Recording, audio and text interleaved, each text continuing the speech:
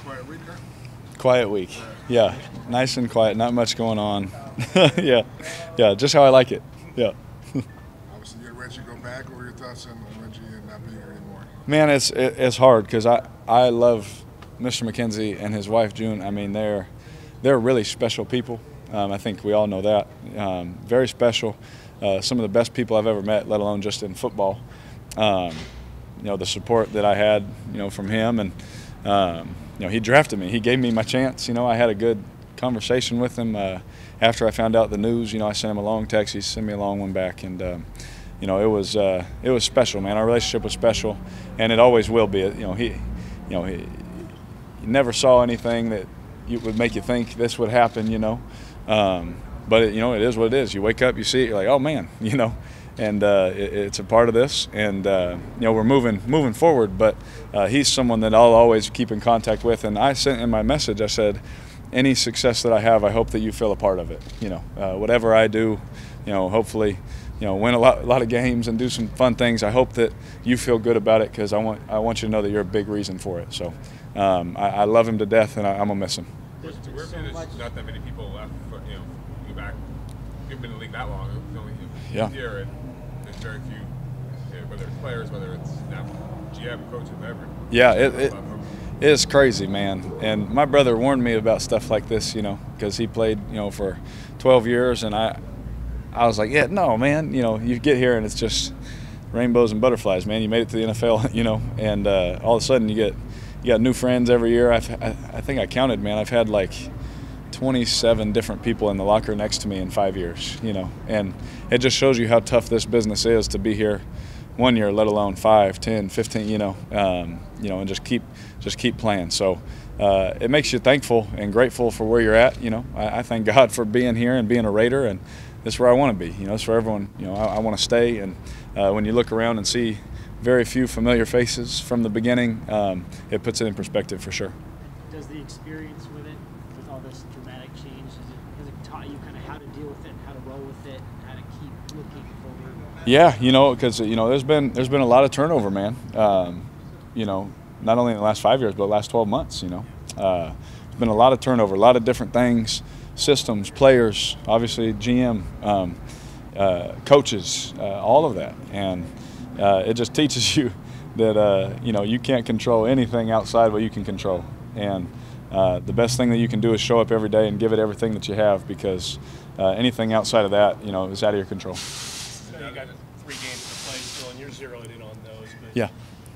thoughts on the fact that the Christmas Eve game could be the last game that the Raiders play in Oakland? Man, that is crazy, and that to me that just seems weird. It just seems different to even have to think that way, because I've spent 5 years playing in this stadium, and we have people talking trash about it and whatever they want, but I love it. It's ours. And it's been fun. The fact that it could be the last is crazy. But when that time comes, we'll enjoy it. When it comes. How do you just sort of approach the uncertainty or the difficulty of not knowing exactly where you'll be playing games next season? It's kind of like when you're leaving college. You don't know where you're going to be. Good thing is you have experience. You know what team you're going to be on. Who your coach is going to be. The system already, but just where you're going to play your games, your home games. That's just weird. And it's nothing anyone wants to go through. But there's no book on how to do this. I'll figure it out the best way that I can, day by day. Speaking of uncertainty, you lose Feliciano. Yeah. He's got Gabe's hurt. Yep. John says he doesn't know who's going to be at the guard spots. Yeah. How challenging is that going to be this week to put that together? It'll be very challenging, especially against a good defense. Their front. Obviously, we know they got good players, and it just is what it is this year. Guys are hurt. Guys are, getting leaving the building and getting new guys in, and it's next man up. But just the mentality that Coach Gruden and I have together is just, however it unfolds, man, we're going to go give Cincinnati our best shot. Feliciano looked after the game in the locker room like your meat was ground. Yeah. And John had talked Monday about how incredible it was that both he and Gabe finished the game. Is that something that literally you can see how those guys were fighting through? Absolutely.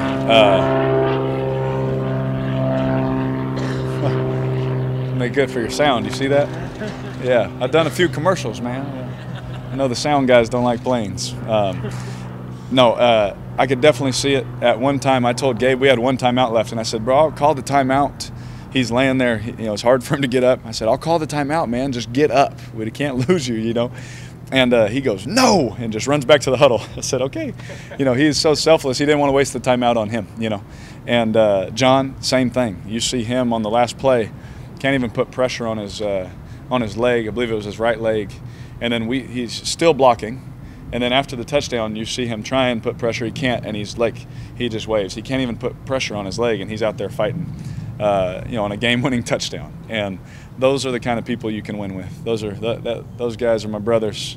I love them to death. And it's sad that John got hurt, Gabe's hurt, but hopefully Gabe will be able to play. John won't be able to play anymore, and that stinks. But hopefully we'll get him back. When you go back to the last game, I don't know if you believe in zones or being locked in or anything like that, but did you feel at the time that you could make any throw, that it was just going as good as it I think that's the problem. Is I think that all the time, and sometimes it doesn't work out. Yeah, I didn't play any less aggressive. On some balls I've thrown that didn't end up good. In this game, they just ended up good. Like I said, the one to Seth, I thought I overthrew, and Seth hit another gear and made the play. There's one to Marcel on a seam route. We just happened to get a linebacker on him. Just little things like that just ended up making those plays work out. But it wasn't like I felt different. I feel more confident in our system. I feel like my reads are quicker. I feel like I can get through things and eliminate things faster. That feels better.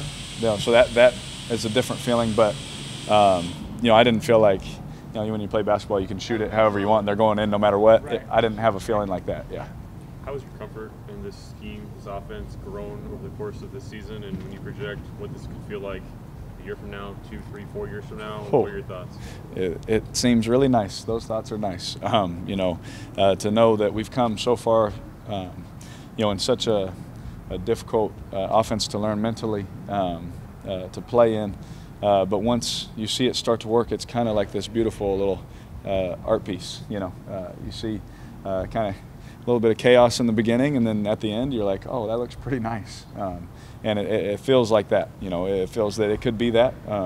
But none of that matters unless everyone continues to work how we've been working and taking care of business on and off the field.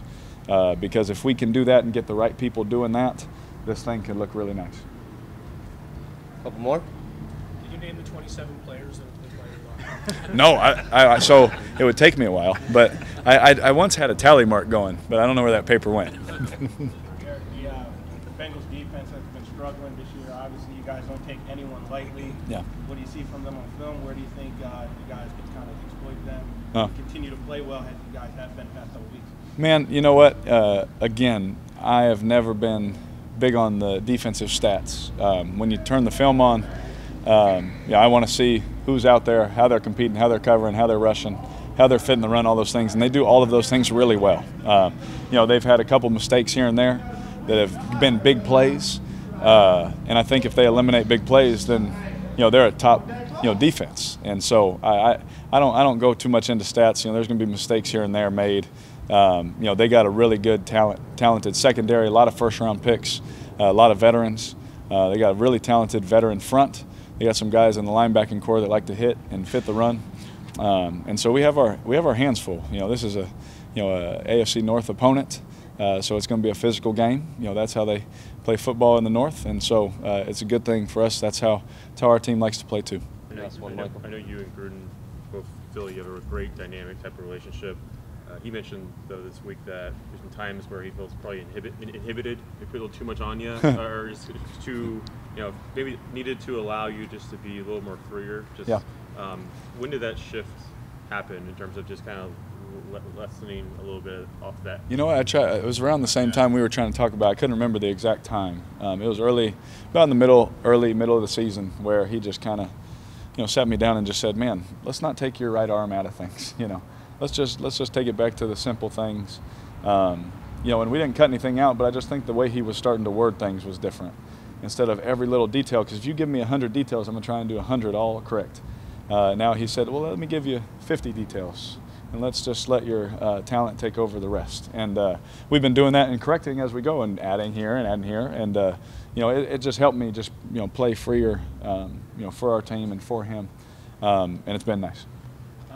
Paul Gunther is in Cincinnati for a long time, and they're going to give you some unscouted things and wrinkles, but has he been an asset in terms of being able to give you tendencies, even if it's not schematics, but about how players work on that side of the football? Absolutely. Him and A.J. McCarron, you know. A.J., you know, he was thrown against these guys all the time, right?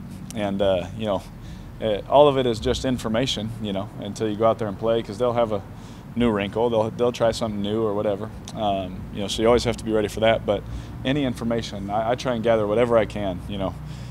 Even guys that I just have as friends that played for another team certain weeks, I'll just text them, hey, what do you know about so-and-so? Even if he's like the fourth corner. Like, what do you know about him just in case he plays? Just because you have to be ready for all things. So having those guys in our building and AJ being a close friend, being able to talk to him every day, it's been really nice. Thanks, guys. Thanks. Yep, thank you.